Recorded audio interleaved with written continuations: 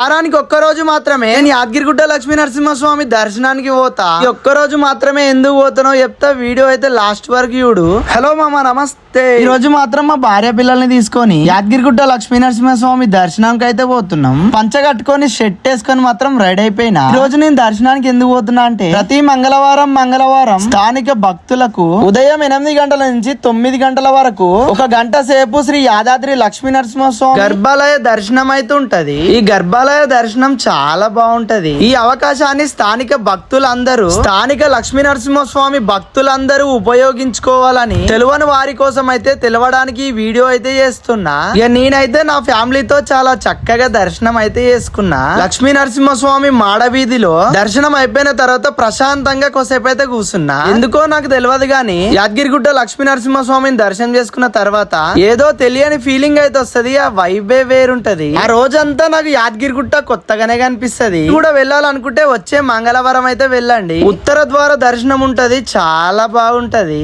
ఇక దర్శనం చేసుకొని ఇంటికి పోగానే కుందన్ గాడు ఉరికొచ్చి నన్ను కొడతా ఉంది. ఎందుకంటే కుందన్ పొద్దున లేవలేదు, కుందన్ నేను తీసుకోపోలే. అందుకే కుందన్ నన్ను తీసుకొని పోలే అని చెప్పి నన్ను అయితే కొడుతుంది. సో మొత్తానికి మా వీడియో కనుక మీకు నచ్చినట్టయితే లైక్ చేయండి, కామెంట్ చేయండి. మరిన్ని ఇలాంటి వీడియోల కోసం మా పేజీని ఫాలో కొట్టు మామా.